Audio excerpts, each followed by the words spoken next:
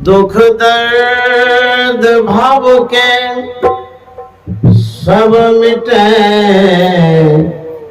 सतगुरु चरण नित से ये दुख दर्द भाव के सब मिटे, सतगुरु चरण नित से ये गुरु भक्ति बिन कछु ना बने। श्री सद्गुरु महाराज की जय। प्रातः स्मरणीय अनंत श्री विभूषित परमाराध्य सद्गुरु महाराज गुरुदेव महर्षि संत सेवी परमानंद जी महाराज अमरपुर गांव के प्रबुद्ध सत्संग प्रेमी महानुभाव माता एवं बहनों, यह अमरपुर पश्चिम गांव कहलाता है, बेगूसराय का। यह गांव अध्यात्म के दृष्टि से बड़ा ऊंचा है। मैं कल शाम को इस गांव के परिक्रमा में गया था, घूम रहा था। इसी दिलीप बाबू के घर के आसपास में ही कई मंदिर है, पास में ही भजन कीर्तन भी हो रहा था। बड़ा अच्छा लगा। जब आप अच्छे शब्दों का संग करते हैं, जिसे भजन कीर्तन कहते हैं, या सत्संग में जो शब्द होता है, आपके संस्कारों में शुद्धता आती है, पवित्रता आती है। बच्चे भी संस्कारी होते हैं, जो व्यक्ति सुनता रहता वो भी संस्कारी होते हैं। यह गांव बड़ा ही पवित्र है और आध्यात्म वातावरण से वो तो प्रोत है। मैं दिलीप बाबू को साधुवाद देना चाहता हूं, जिसने सत्संग के निमित्त मुझे अपने आवास पर बुलाया और आप जैसे उत्तम संस्कारियों का दर्शन कराया। आप लोग बहुत ऐसे हैं जो पुराने सत्संगी हैं। मैं गुरुदेव महर्षि संत सेवी जी महाराज के साथ यदा कदा आता था, तो आप लोगों में से कोई होंगे जिनका दर्शन मिलता था, और मेरा सौभाग्य है मैं इस गांव में आकर के सत्संग कर रहा हूं। तो यह जो समय है, समय एक जैसा नहीं रहता है, बदलते रहता है। शरीर भी बदलते रहता है, संसार भी बदलते रहता है। अभी कोरोना काल में हमने अपनों को खोया, कितनों को खोया ये पता नहीं चल रहा है। बहुत लोग इस कोरोना काल में चले गए, विलीन हो गए, मर गए, समाप्त हो गए। उसी कोरोना काल से बचकर के हम लोग निकले हैं। जो अभी सत्संग कर रहे हैं, ये सद्गुरु महाराज की बहुत बड़ी कृपा है। यदि उनकी कृपा न होती तो आज सत्संग नहीं कर पाते। गुरु महाराज के पद्यों को हम लोग सुन रहे थे, उसमें गुरु महाराज कह रहे थे, गुरु हरि चरण में प्रीति हो, युग काल क्या करे, पृथ्वी की दृष्टि हो, जंजाल क्या करे, गुरु हरि चरण में प्रीति हो, युग काल क्या करे, गुरु हरि चरण में प्रीति हो। गुरु महाराज कहते हैं, यदि गुरु और हरि के चरण में प्रेम हो तो युग काल क्या करे। युग का मतलब होता है, जैसे हम लोग अभी कलयुग में हैं, 4 युगों का वर्णन हम लोग सुनते हैं, सतयुग, द्वापर, त्रेता, कलयुग। सभी युगों का अपना अपना प्रभाव होता है। लोग कहा करते हैं कि कलयुग में कलह, कष्ट, दुख बहुत है। सतयुग में ऐसा नहीं होता था। जो अभी बोल रहे हैं कलयुग में दुख है और सतयुग में नहीं होता था, तो कैसे प्रमाणित कर सकते हैं कि सतयुग में दुख नहीं होता था? सतयुग में भी होता था, क्योंकि गोस्वामी जी ने कहा है, जड़ चेतन गुण दोष में विश्व किन्न करतार। जड़ और चेतन से यह संसार बना है, गुण और दोष से संसार बना है। किसी भी युग में आप देखेंगे, यदि इतिहासों को पढ़ेंगे तो पता चलेगा कि सतयुग में भी सताया जाता था, परेशान किया जाता था और लोगों को कष्ट होता था। जैसे राजा हरिश्चंद्र के विषय में आप लोग सुने होंगे। सतयुग के राजा थे, उनके जीवन चरित्र को यदि पढ़ेंगे तो पता चलेगा कि उनको भी कष्ट हुआ है। श्मशान घाट तक में रहना पड़ा है उनको, वहां नौकरी करते थे। जो लाश आती थी दाह संस्कार के लिए, उससे कर लिया जाता था टैक्स, क्योंकि नौकरी ऐसी थी। तो सतयुग में भी तो कष्ट हुआ है। भगवान कृष्ण जब आए थे उस समय भी तो कंस था। कंस तो राक्षस था, वो तो सताते रहता था। राक्षस लोग साधु महात्मा को भी सताते रहते हैं। जब जब होई धर्म की हानि, बाढ़े असुर अधम अभिमानी, तब तब धरि प्रभु विविध शरीरा, हरहि शोक सज्जन के पीड़ा। जब जब धर्म की क्षति होती है, हानि होती है, धर्म को जब दबाया जाता है, तब भगवान अवतार लेते हैं धर्म की रक्षा के लिए। तो जब जब होता है, सतयुग में भी ऐसा हुआ है, द्वापर में भी हुआ है और त्रेता कलयुग में भी हो रहा है। अभी भी राक्षस है, लेकिन 10 मुंह वाला राक्षस नहीं है, 1 मुंह वाला है। किसी को गला चीप देता है, राक्षस नहीं है वो। रावण को हम लोग राक्षस मानते हैं, लेकिन अभी भी राक्षस है। जो अनैतिक कार्यों में परिणत होता है उसको राक्षस कहते हैं। जो सताया करता है उसको राक्षस कहते हैं। जो समाज के लोगों को परेशान करते हैं वही तो राक्षस है। तो सभी युग में दुख कष्ट हुआ है। अब गुरु महाराज क्या कह रहे हैं? कहते हैं, यदि आपको गुरु और हरि में लगाव है, जुड़ाव है, प्रेम है, तो कहता है युग काल क्या करे। जो भी युग है, युग का प्रभाव आप पर नहीं पड़ेगा। और जो समय है, काल में ना समय, कहते हैं हमारा समय खराब हो गया है, तो काल का भी प्रभाव नहीं पड़ेगा, काल का दाल नहीं गलेगा।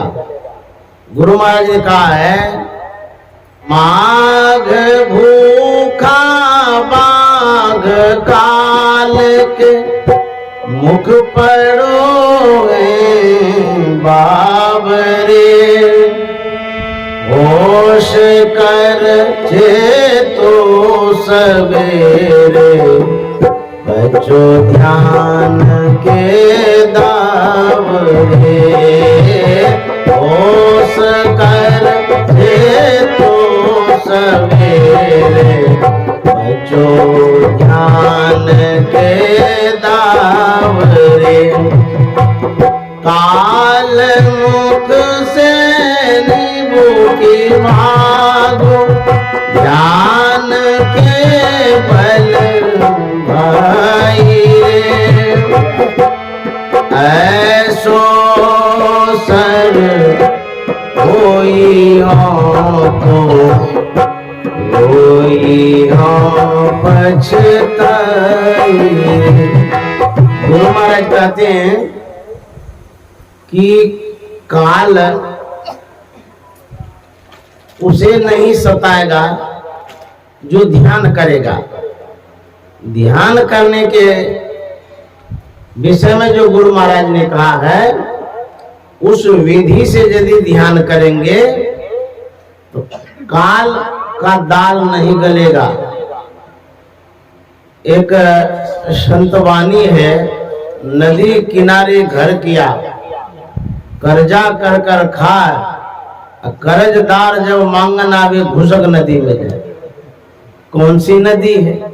ये अंतर की नदी है, आज्ञा चक्र की नदी है, यही सुषुम्ना घाट है। यदि आप अपनी दृष्टि को, मन को आज्ञा चक्र में केंद्रित कर पाते हैं, समेट पाते हैं, आप इतने सूक्ष्म हो जाएंगे कि काल वहां पहुंच ही नहीं पाएगा। क्योंकि काल दृष्टि की सूक्ष्मता के सामने बहुत स्थूल है। मान लीजिए कोई छेद है, 1 इंची का छेद है, उस छेद में हाथी को घुसाएंगे तो घुसेगा। उसी तरह से अंदर में जो बिंदु ध्यान करते हैं, बहुत महीन छेद है, उसमें दृष्टि प्रवेश कर सकती है, मन प्रवेश कर सकता है, काल नहीं घुस सकता। वहां यदि चले जाएंगे, किसी भी युग का प्रभाव आप पर नहीं पड़ेगा, कुप्रभाव। एक बार कुप्पा घाट के एक महात्मा यूपी में जो प्रसिद्ध देवराहा बाबा हैं, उनके यहाँ गए। जब देवराहा बाबा से मिले, उन्होंने परिचय लिया, पूछा आप कहाँ से आए हैं? बोले कि मैं महर्षि मही आश्रम कुप्पा घाट भागलपुर बिहार से आया हूं। तो देवराहा बाबा ने कहा कि महर्षि जी कहाँ रहते हैं? तो महात्मा ने कहा कि महर्षि जी तो कुप्पा घाट में रहते हैं। देवराहा बाबा ने कहा नहीं नहीं, महर्षि जी कुप्पा घाट में नहीं रहते हैं। तब बोले वो सुषुम्ना घाट में रहते हैं। जय सद्गुरु महाराज। देखिए वो भी जानते थे गुरु महाराज के विषय में।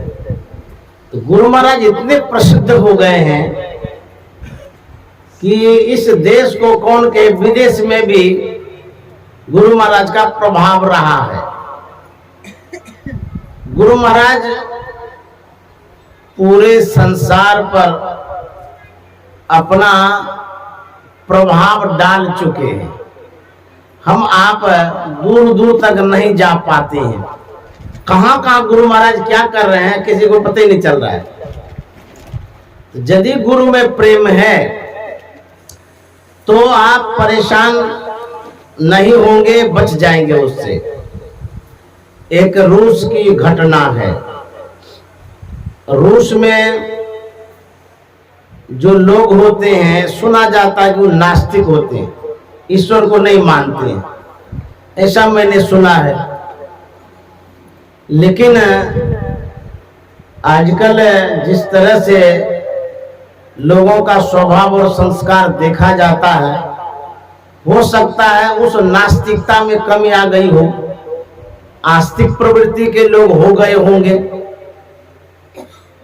जब रूस में हमारे झांसी के श्री राजेंद्र प्रसाद सिंह जी पढ़ रहे थे, टेक्निकल ट्रेनिंग कर रहे थे।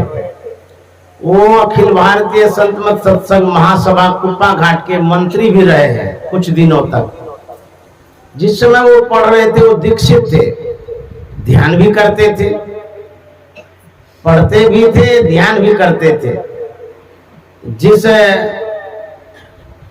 रूम में वो रहते थे तो बराबर ध्यान करते थे, और भी आसपास में छात्र छात्राएं उस टेक्निकल ट्रेन में अध्ययन कर रहे थे, पढ़ रहे थे, तैयारी कर रहे थे। एक युवक और एक युवती जो छात्र छात्राएं थी, उसने राजेंद्र बाबू को ध्यान करते देख लिया। तो उसमें जो एक लड़की थी जिसका नाम था नीना, रूसी लड़की थी। जब उसने देखा, संस्कार बड़ा अच्छा था उनका, उन्होंने तर्क किया कि करते क्या है आंख बंद करके। अंग्रेजी में वो लोग बात करते थे। तो राजेंद्र बाबू से पूछ दिए कि आप बैठ करके क्या करते हैं आंख बंद करके। इन्होंने कहा कि मैं मेडिटेशन करता हूं। फिर वो क्वेश्चन करते हैं कि इससे क्या होता है, ध्यान की विशेषता को बता दिए। तो वो बड़े प्रभावित हो गई। आप किसी देश में रहिए, किसी वेश में रहिए, किसी परिवेश में रहिए, कोई फर्क नहीं पड़ता है।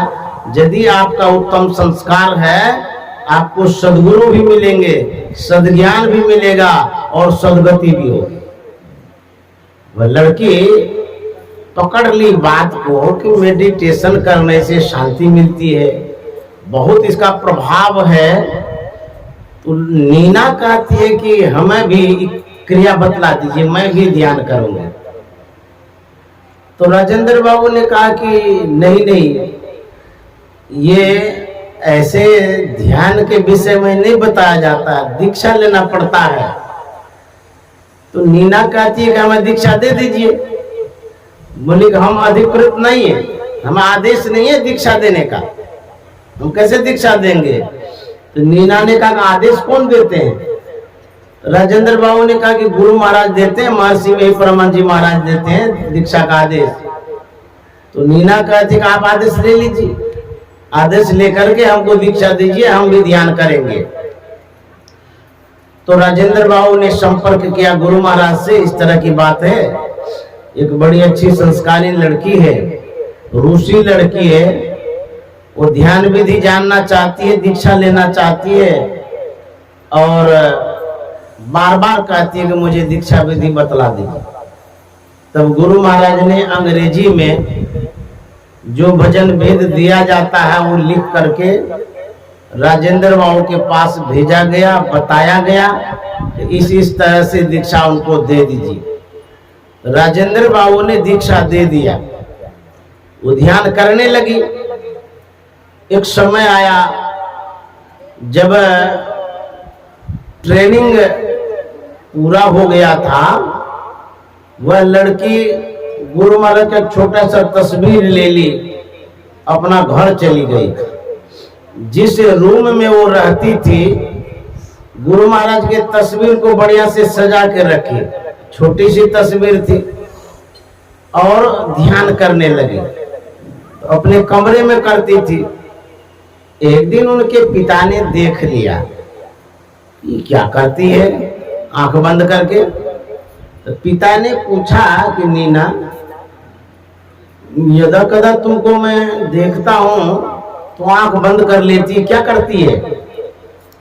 नीना ने कहा कि मैं ध्यान करती हूँ, गुरु जी की पूजा करती हूँ। बोले अरे ये तुम क्या करती हो, कहाँ के गुरु जी हैं। बोले बिहार के हैं, इंडिया के हैं। तो बोले कि हम लोग किसी गुरु को भगवान को नहीं मानते, ये ठीक तुमने नहीं किया है, इसको छोड़ दो। ध्यान भजन जो करती हो ये ठीक नहीं है, वो भी इंडिया के महात्मा है, कौन है नहीं है क्या है, इसको छोड़ दो, तुम मत करो। नीना कहती नहीं नहीं हम करेंगे, हमको अच्छा लगता है ध्यान करने में, हम गुरु महाराज को मानते हैं तो छोड़ेंगे नहीं। उनके पिताजी कुछ समझ नहीं पा रहे थे कि करती क्या है, तो पिताजी ने कहा कि मैं मना कर रहा हूं, तो मानो इस बात को, ये सब करना छोड़ दो। किसी महात्मा का फोटो ले ली है, पूजा करती है, ये ठीक नहीं है। वो लड़की अडिग हो गई। नीना कहती कि हमारे गिज नहीं छोड़ेंगे, हमको अच्छा लगता है, ध्यान करते हैं, गुरु महाराज है, गुरु को मानते हैं, इसमें खराबी क्या है। बोली नहीं नहीं, हम लोग नहीं मानते किसी को, न गुरु को, न ईश्वर को, न देवी देवता को, ये सब छोड़ दो, ये सब भारत में होता है, यहाँ नहीं होता है। बोले कि नहीं नहीं, हम कर्म करेंगे। देखिए संस्कार क्या करता है, और सदगुरु पर यदि आप समर्पित होते हैं तब क्या होता है।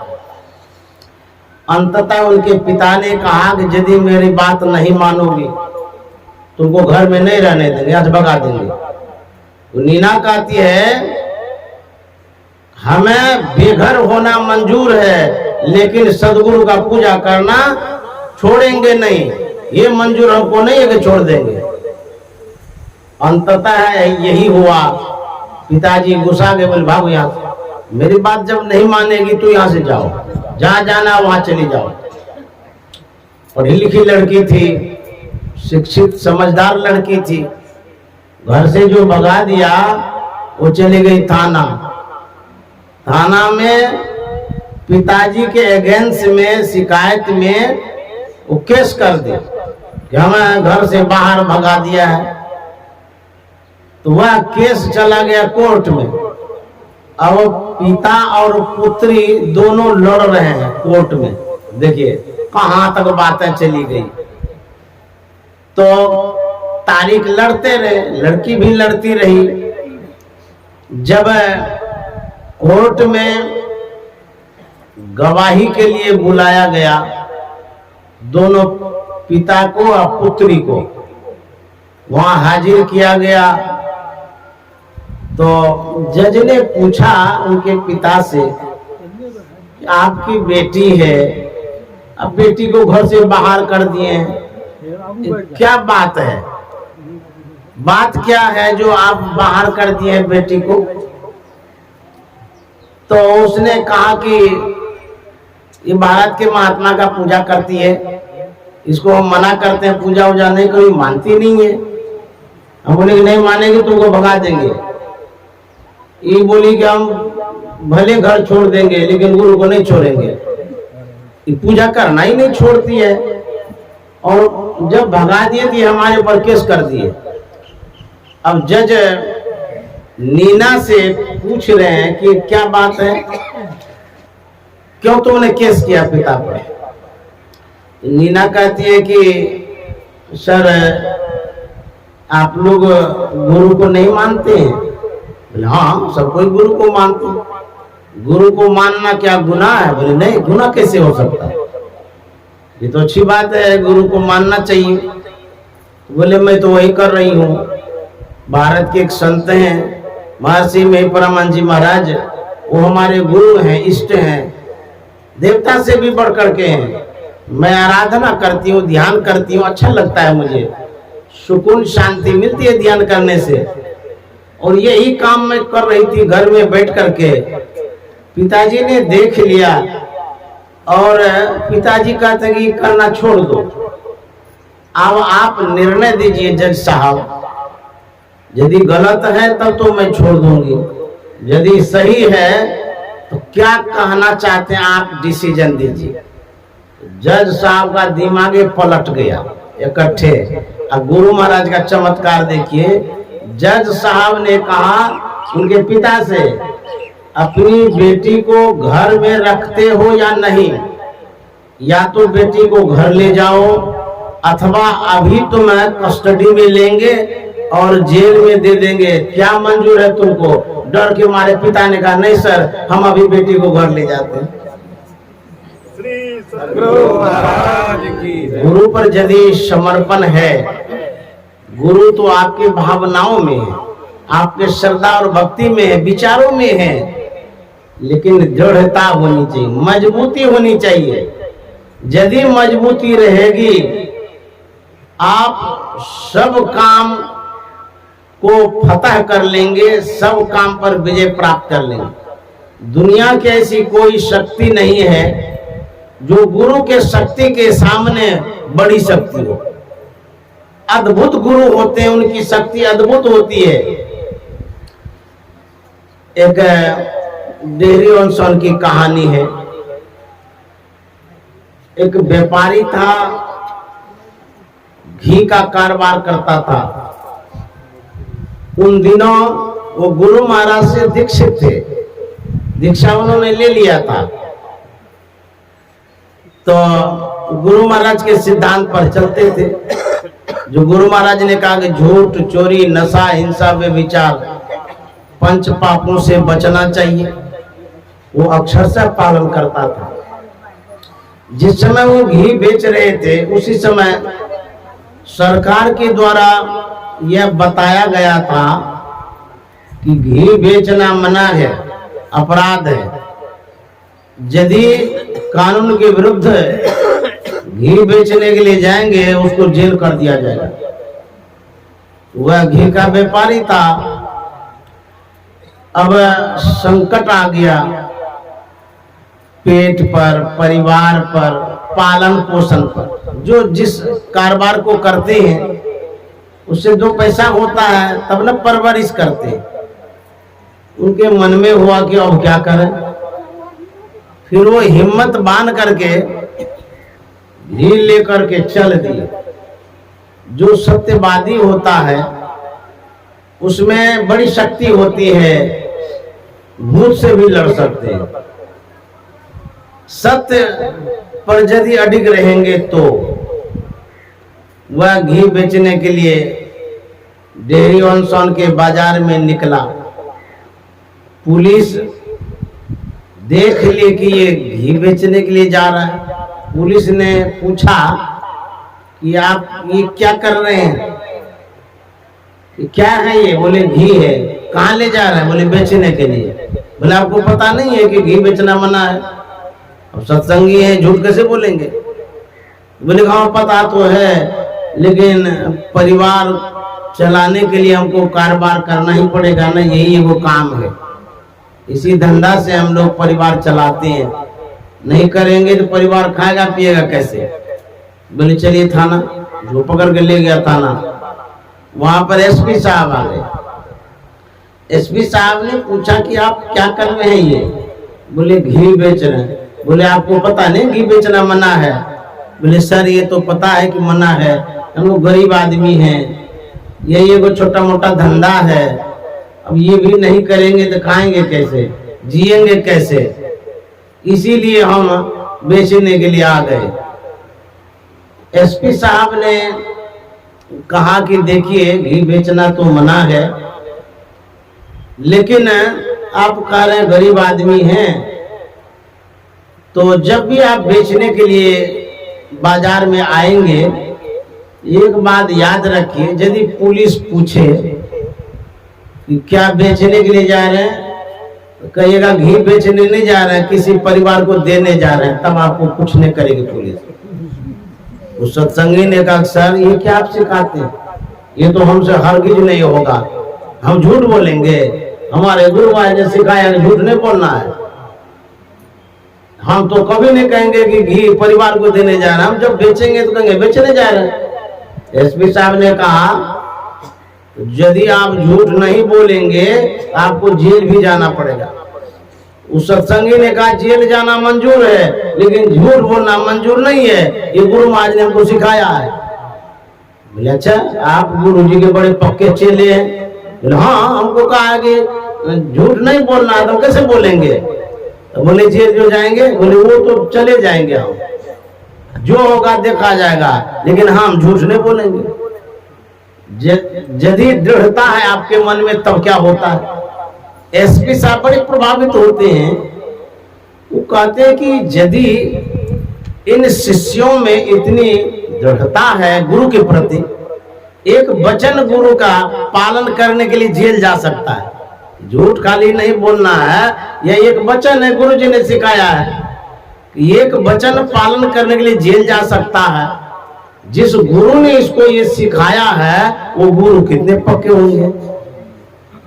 इतना प्रभाव पड़ा। एसपी साहब ने कहा कि आपके गुरुजी कौन है? उन्होंने कहा कि महर्षि में ही परमानंद जी महाराज हैं। बोले वो कहाँ रहते हैं? बोले वो भागलपुर कुप्पा घाट आश्रम में रहते हैं।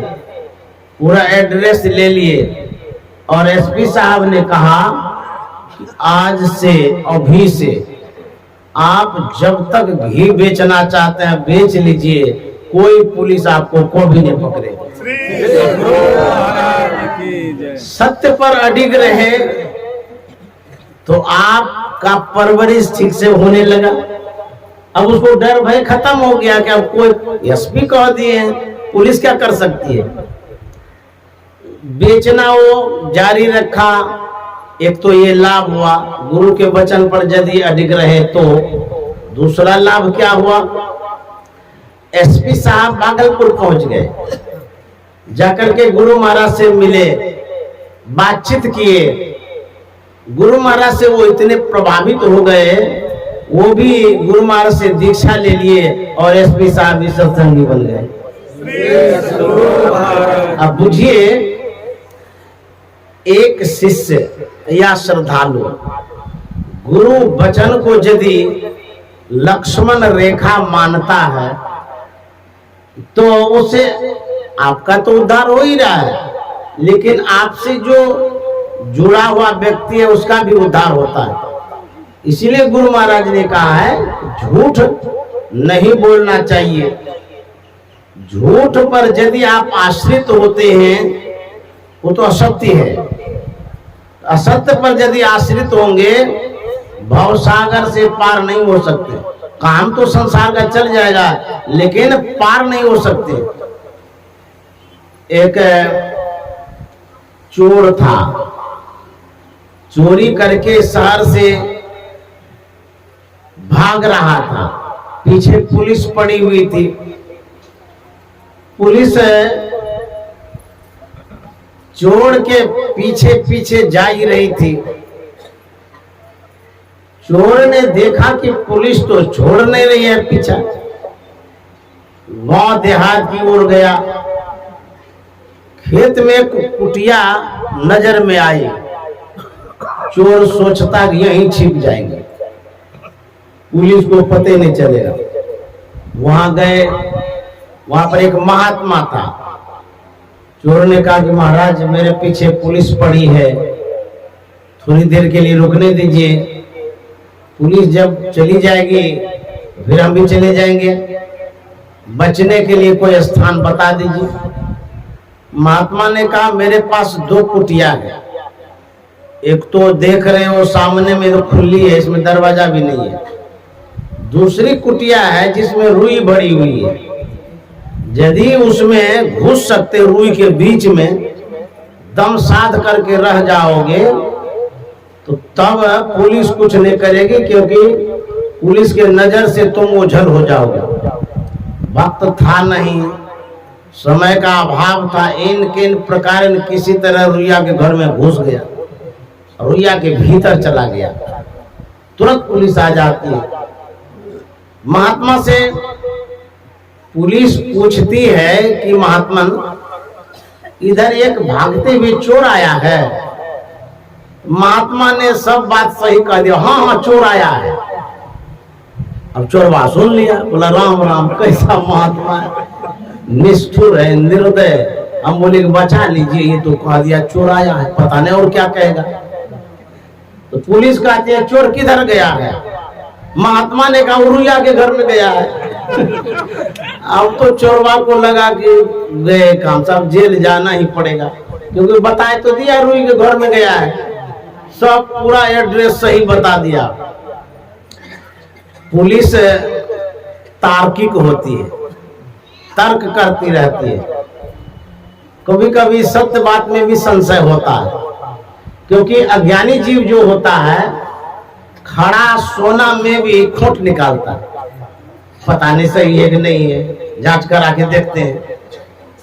तो महात्मा सब बात सही है कह दिए, लेकिन पुलिस के मन में होता है कि कोई चोर आएगा, किसी के यहाँ बचने के लिए वो बचाएगा कि पकड़ा देगा। कौन हुई महात्मा बरगला रहा है और चोरवा भाग गया आगे, और हमको ये रोक रहा है। रोक देगा, चोरवा कहाँ चला जाएगा। यहाँ रुकना ठीक नहीं है ये महात्मा के फेरा में। ये सही नहीं बोल रहा है। कोई भी सही कैसे बोल सकता है? तो संशय हो गया पुलिस को। पुलिस तुरंत निकल गई, चली गई आगे खोजने के लिए। उसके बाद चोरवा निकला।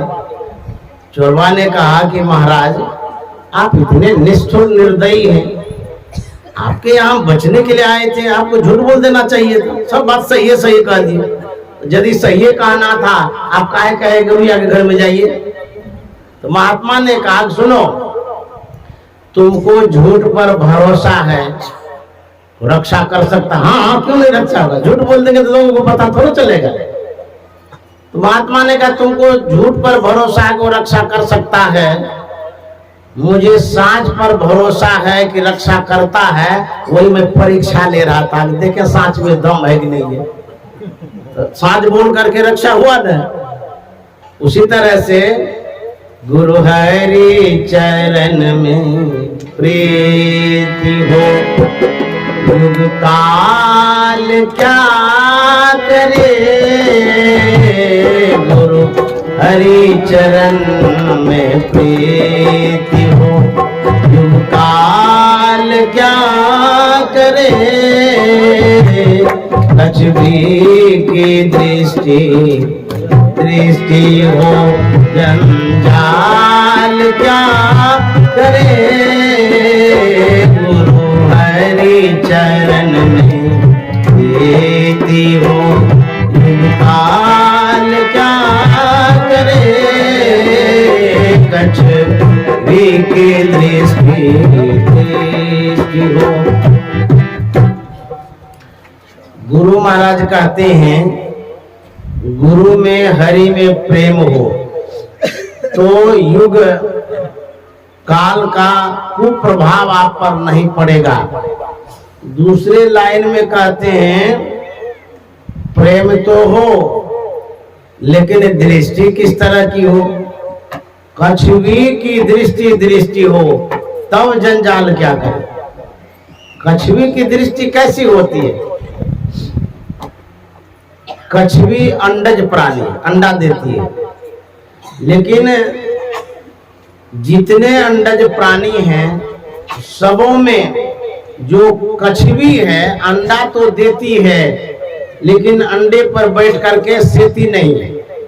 आप सुने होंगे कोयल अंडा पर बैठ करके सेती है, कौवा अंडा पर बैठ करके सेती है, मुर्गी आदि जितने अंडज प्राणी हैं अंडा पर बैठ करके सेवन करना होता है तब अंडा कुशल रहता है, अन्यथा अंडा सड़ जाता है। लेकिन कछुवी ऐसी है जब अंडा देना होता है वो स्थल में देती, सूखी जमीन में, और बाहर में नदी में पानी में चढ़ती रहती है, घूमती रहती है। सेवन कैसे करती? अंडा का सेवन कैसे होता है?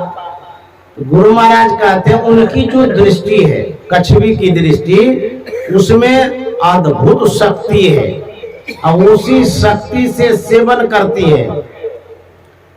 हम लोगों के पास भी वैसी दृष्टि है, लेकिन दृष्टि का उपयोग हम करते कैसे? रोटी में दृष्टि लगा के रखते हैं, रोटी कच्ची है कि जली हुई है कि टेढ़ी है कि मेढ़ी है, वहां दृष्टि है। खाने में, आने में, जाने में, बपियाने में दृष्टि को लगा के रखते हैं।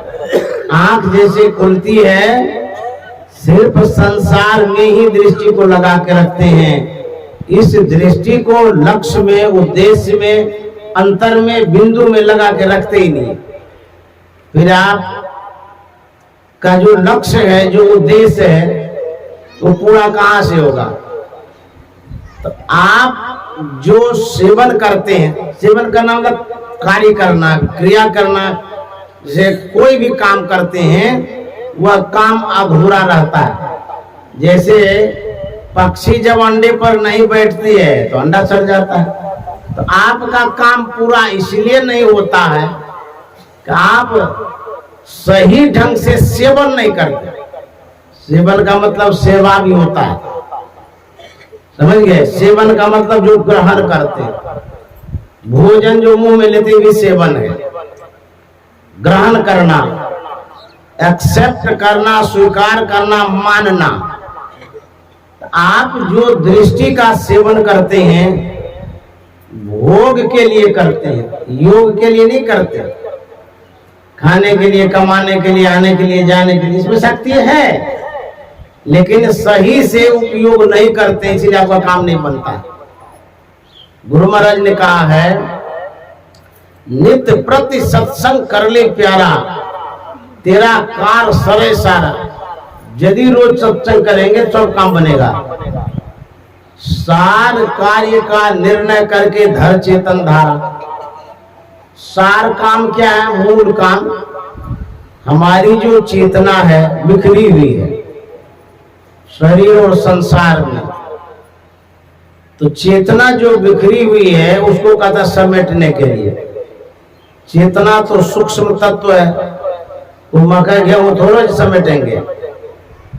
हमारी दृष्टि जहां जाती है चेतना वहां जाती है, तो विषय में चेतना बिखरी हुई है, तो समेटेंगे कैसे?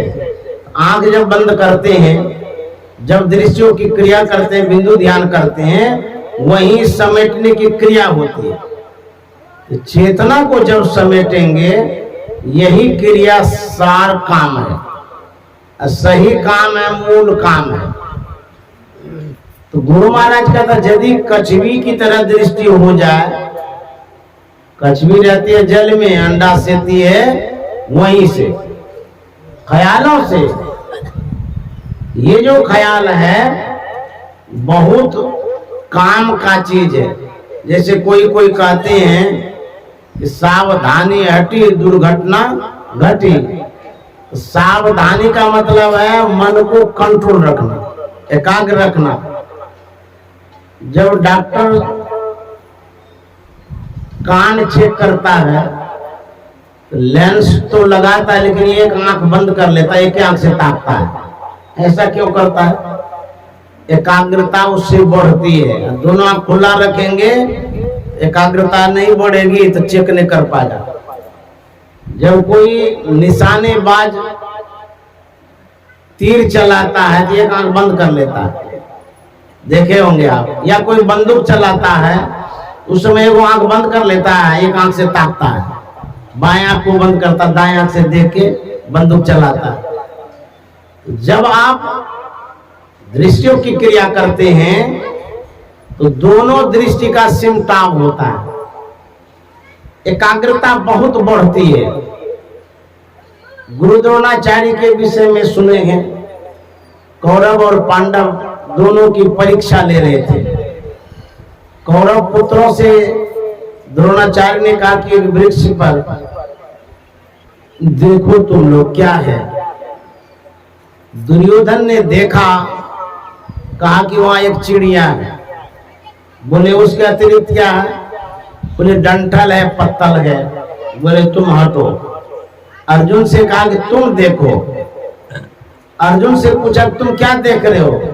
अर्जुन ने कहा सिर्फ चिड़िया के आंख को देख रहा हूं, उसके अतिरिक्त बोले और कुछ नहीं दिखाई देता।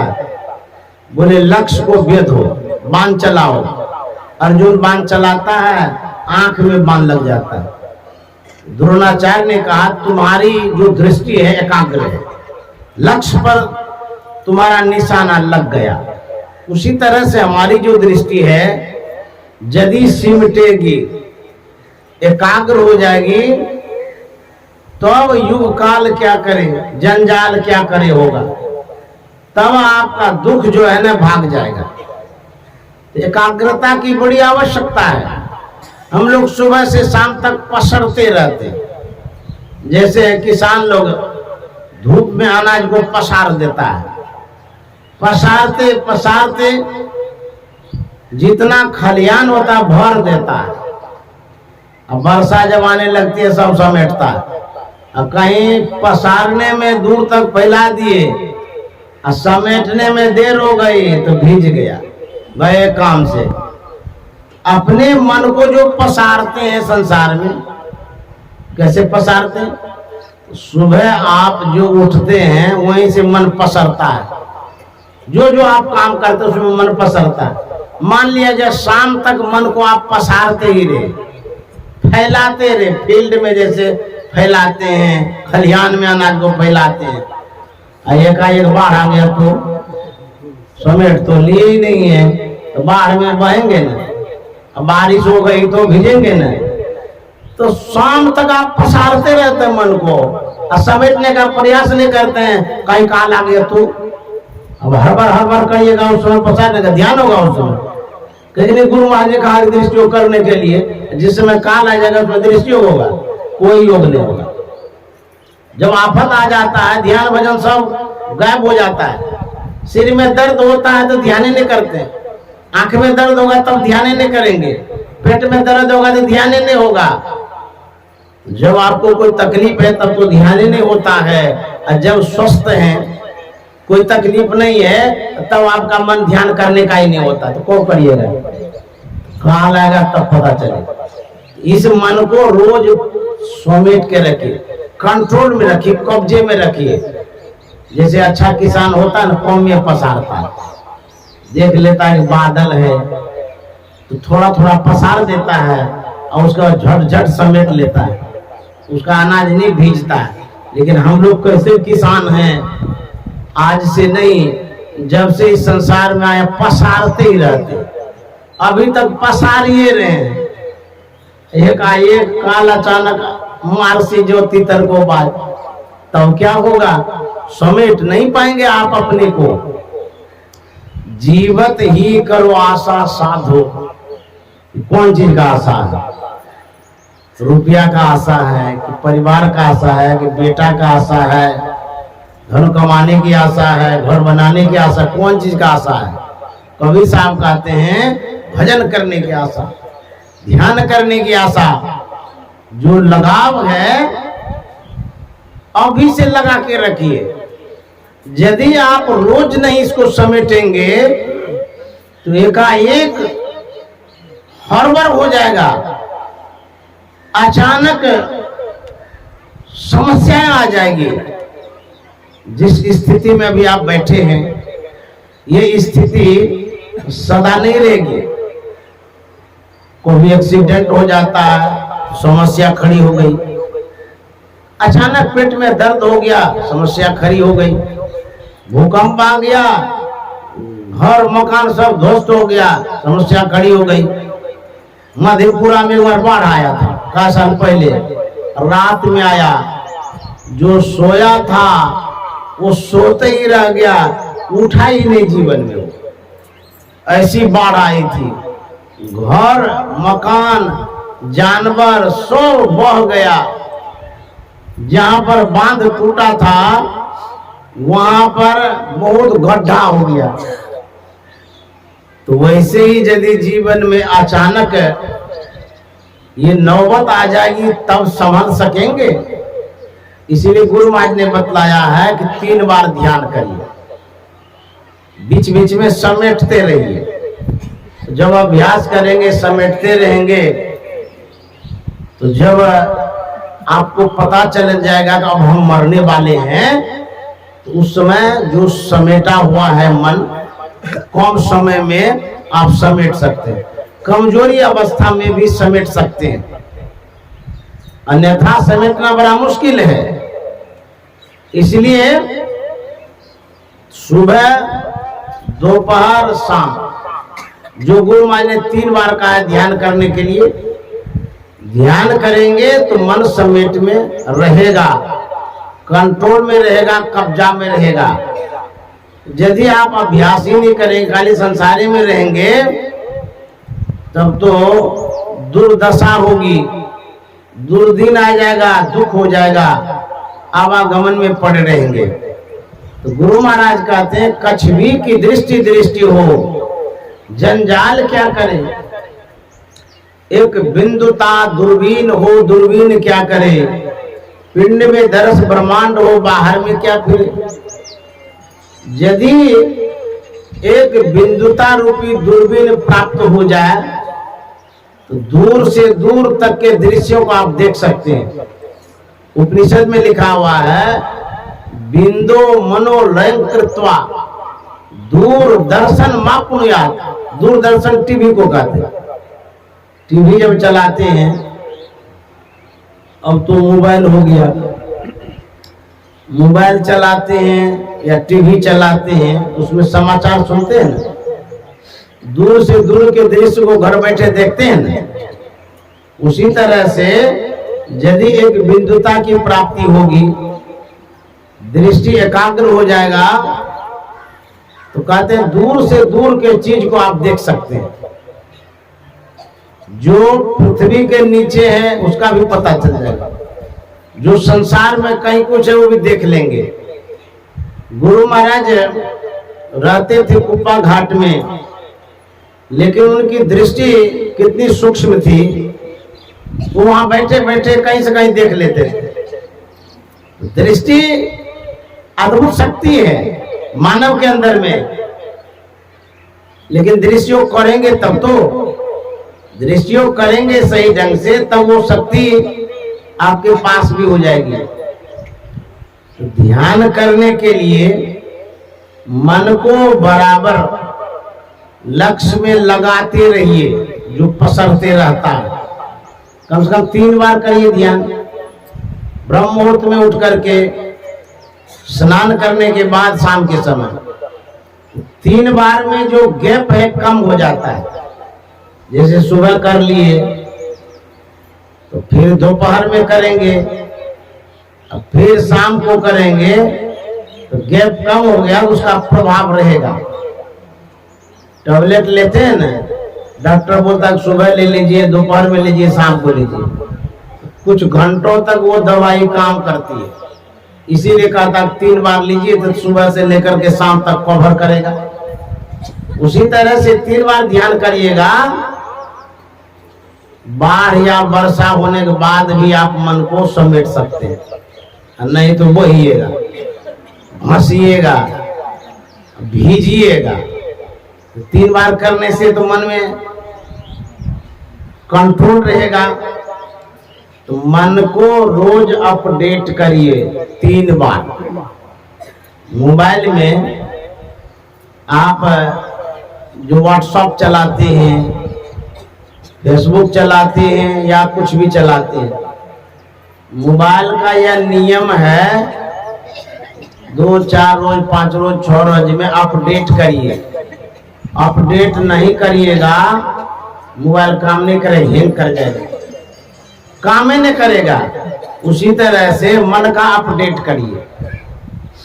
अपडेट नहीं करिएगा तो मन इतना पसर जाएगा कि आपका माइंडे काम नहीं करेगा, बुद्धि काम नहीं करेगी। क्या करेंगे नहीं करेंगे, कहाँ जाएंगे, कोई था पता नहीं रहेगा। इसलिए अपडेट करने की आवश्यकता है। तो दृष्टियों की क्रिया जब करते हैं उससे मन अपडेट होता है। अथवा संसार का जो काम करते हैं उससे मन अपडेट नहीं होता है, मन पसरता है। इसीलिए गुरु महाराज कहते हैं, गुरु हरि चरण में प्रीति हो, युग काल क्या करे, कछुए की दृष्टि हो, जंजाल क्या करे, गुरु हरि चरण में प्रीति हो।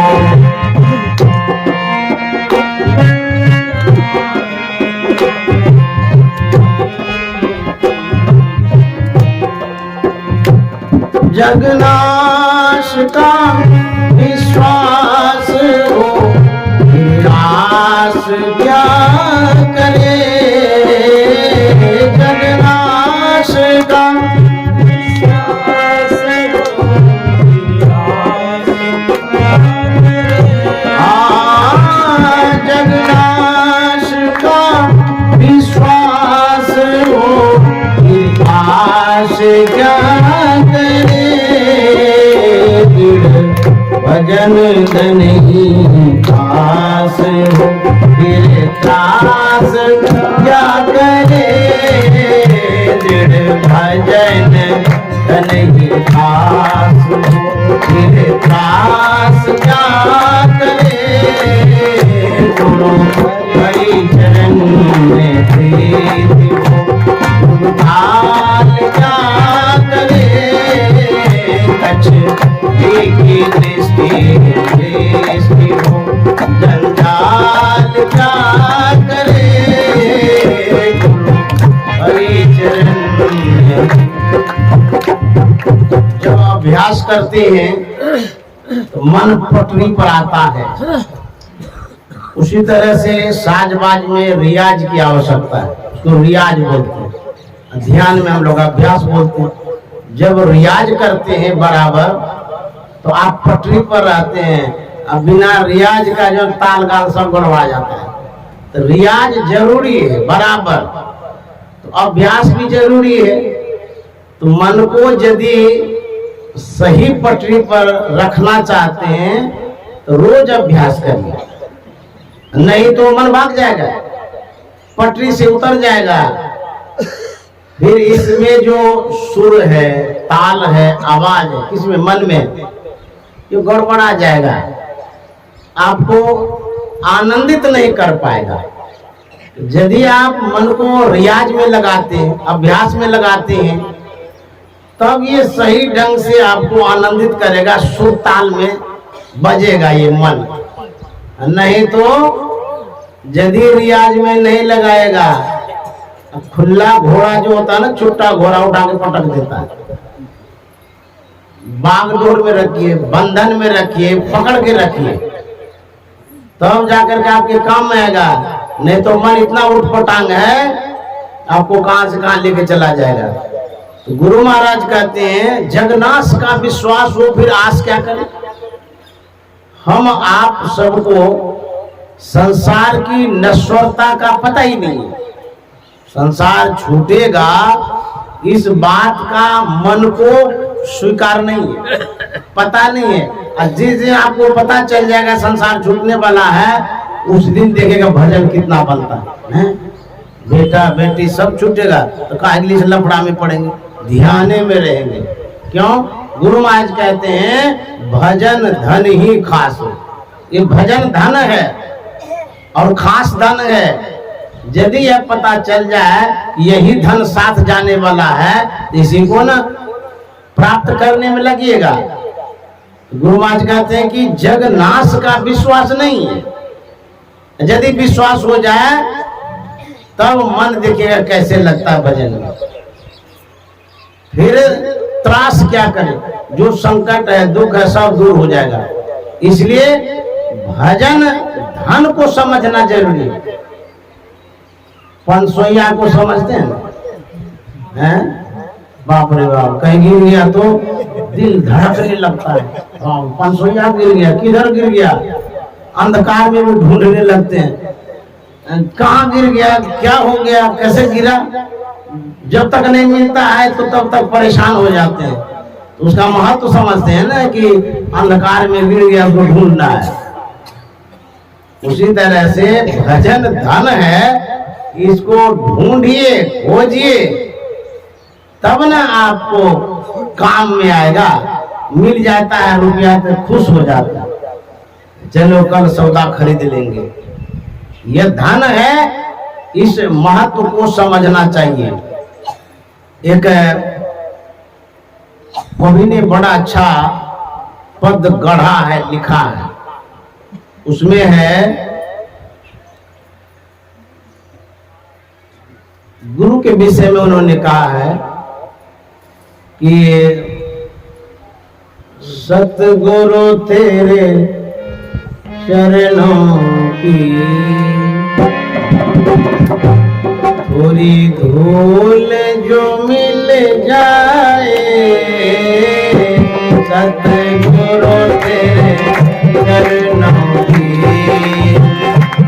थोड़ी धूल जो मिल जाए, सच कहता हूँ भगवन, तकदीर बदल जाए, सतगुरु तेरे चरणों की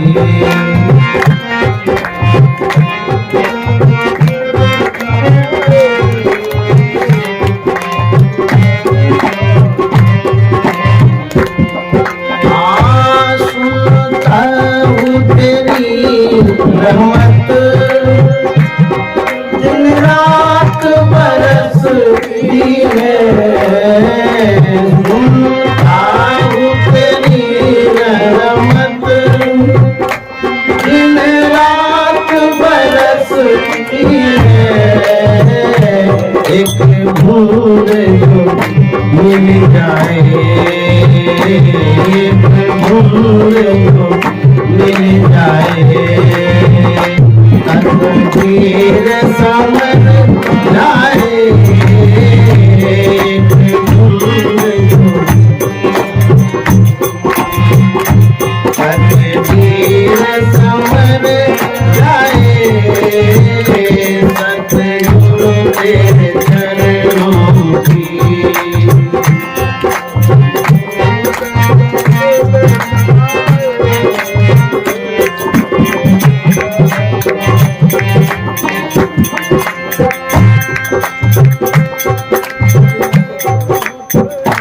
कहते हैं इसमें देखिए राज क्या है, रहस्य क्या है, वही उद्घाटित करता हूं, बता रहा हूं। गाते तो है, अच्छा लगता है। इसमें एक प्रार्थना है, गुरु से निवेदन है, आग्रह है। क्या? हे सदगुरुदेव, आपके चरणों की यदि धूल मिल जाए तो मुझे विश्वास है कि तकदीर बदल जाएगी। धूल को किस रूप में हम लोग जानते और मानते हैं?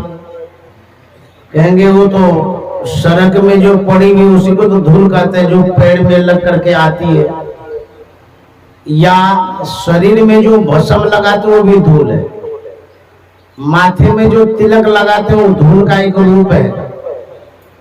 लकड़ी का आग जलाते उसमें जो राख होता है वो भी धूले का रूप है। यह एक स्थूल रूप है धूल का। तो मान लीजिए सदगुरु के चरणों में खूब कादो धूल लगी हुई हो, आपके घर में वो आ गए, खूब बढ़िया से मल करके धो लिए उस धूल को, आप पी लिए, क्या उसे तकदीर बदल जाएगी? अरे पेट खराब हो जाएगा उस धूल में। भूल से भी मत पिया करें। बहुत लोग हमारे चरणों को भी धोने लगते हैं। हम कहते कहिएगा क्या?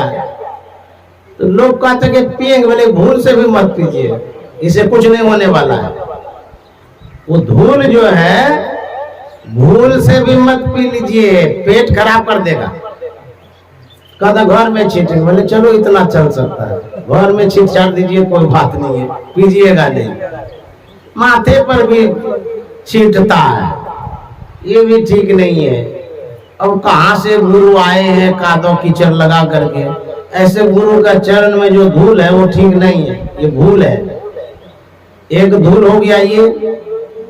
दूसरी धूल है नैसर्गिक आभार रूप धूल। ये रामचरितमानस में 3 धूलों का वर्णन वही बतला रहे। आभाएं जो है सबके अंदर में है, संत के अंदर में भी है, हम आपके भी अंदर में है। अभी बैठे हैं, ये सबका आभा एक दूसरे में समाविष्ट हो रहा है। ये आभा है, नैसर्गिक आभा जिसे कहते हैं। अंग्रेजी में इसे ओरा बोलते हैं। यह जो ओरा है, आभा नजर आती नहीं है, तो एक आभा रूप भी धूल है। सदगुरु महाराज ने स्पष्ट किया है कि जब साधक ध्यान करता है, मानस ध्यान करता है, सदगुरु रूप का ध्यान करता है, सदगुरु का जो अंदर में रूप है उसमें जो आभाएं हैं ज्योति रूप में, बिंदु रूप में, कहते वो भी एक धूले है। कितनी अच्छी धूल है वो, उस धूल से तकदीर बदलेगी। ये बाहर के धूल से नहीं, अंदर की जो धूल है उससे तकदीर बदलेगी। तो सदगुरु का चरण तब क्या हुआ? गुरु महाराज ने कहा पद नख बिंदु धरी, मन दृष्टि थिर करी, नख तेंदु भानु में गुरु रूप पावे। ये गुरु का रूप है। बिंदु जो है सदगुरु का चरण नख है, बिंदु जो है सदगुरु का रूप है। गुरु महाराज ने कहा है तुम्हारे ज्योत स्वरूप और तुम्हारे धुन रूपा, परखत रहो निष्ठ दिन गुरु करु दयानुपा। ये ज्योति और शब्द जो है ये भी गुरु का रूप है। इस रूप में यदि आपकी दृष्टि लगेगी, यदि बिंदु रूप चरण में नैसर्गिक आभा को प्राप्त करते हैं तब तकदीर बदल सकती है। सतगुरु तेरे चरणों की कोई भूल जो मिल जाए, सतगुरु तेरे कोई भूल जो मिल जाए, सच कहता हूँ भगवान, तकदीर बदल जाए, सच कहता हूँ भगवान, तकदीर बदल जाए, सच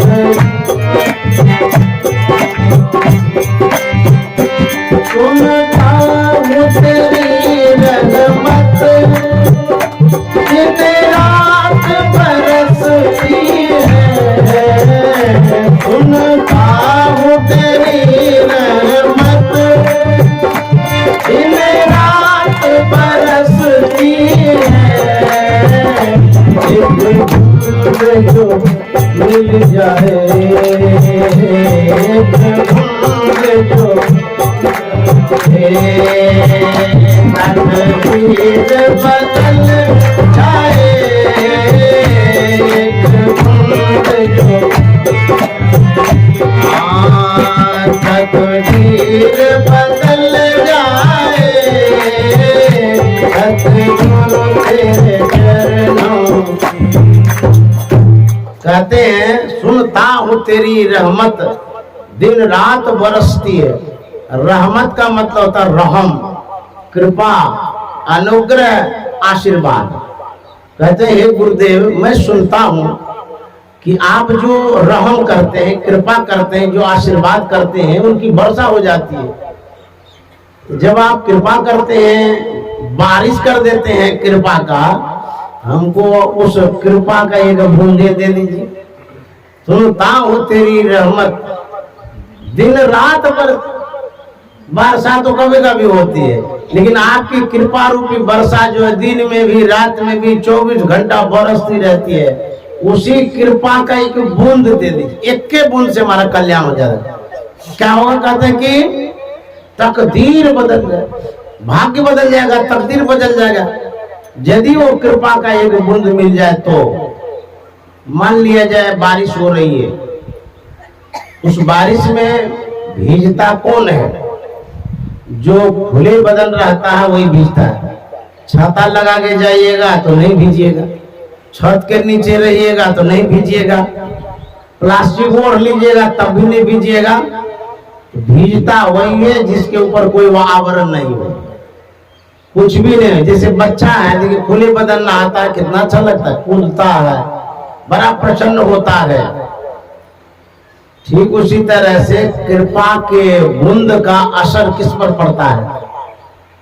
भजन में हो तो आनंद आनंद, बरसद विशद अमी के बादल कौन भीजता? भीजत है कोई संत। क्यों संत भीजते, हम लोग क्यों नहीं भीजते? हम लोग छाता लगा के रखे, विषय का छाता, बयार का छाता, परिवार का छाता, मुंह का छाता, ढेरी छाता लगा लिए, प्लास्टिक ओढ़ लिए, भीजेगा कैसे? तो संत महात्मा क्या करते हैं? भिद्यते हृदय ग्रंथि छिद्यन्ते सर्व संशया क्षीयन्ते चास्य कर्माणि तस्मिन् दृष्टे परावरे।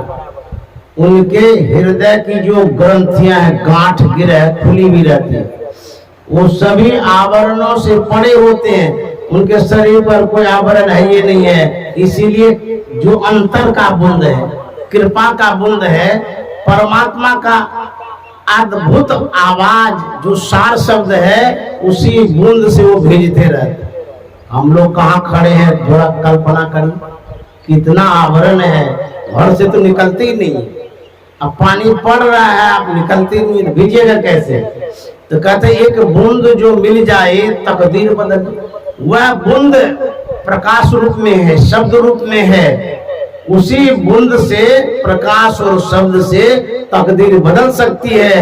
अन्यथा ये जो बादल वाला बूंद है ना, आकाश वाला, उससे तो आपका कुछ नहीं बदले। एक बूंद से क्या होगा? अच्छा माथा पर गिरिए जाएगा तो माथा भी नहीं भीजेगा, एक बूंद से कुछ नहीं भीजेगा। एक बूंद से क्या भीज सकता है? लेकिन कठिनाई क्या है? कहते हैं यह मन बड़ा चंचल है, कैसे ध्यान करूं तेरा। यह मन बड़ा चंचल है, कैसे ध्यान करूं तेरा। कितना इसे समझाऊं, कितना इसे समझाऊं, कितना ही मचल जाए, कितना इसे समझाऊं, कितना ही मचल जाए। सतगुरु तेरे चरणों की कोई फूल को मिल जाए। सतगुरु तेरे, देखिए कृपा पाने के लिए कठिन परिश्रम करना पड़ता है। ये खाली गाने से नहीं मिल जाएगा और कोई बाहर का चीज नहीं है। कहते जब साधना करते हैं, ध्यान करते हैं, ये बड़ा बाधा पहुंचाता है, बहुत बदमाश है ये। ध्यान करने के लिए बैठते हैं, इतना चंचल है कि कहां से कहां भाग जाता है। बहुत चंचल है ये मन, इसको समझाते हैं तब भी नहीं समझता है। हम दिलीप बाबू को धन्यवाद देते हैं जिसने आयोजन किया। आप लोग इतने तादाद में आ जाते हैं कि जगह भी कम पड़ जाती है। आप लोग बड़े श्रद्धावान हैं, मैं आप सबों को नमन करता हूँ। श्री सद्गुरु महाराज की जय।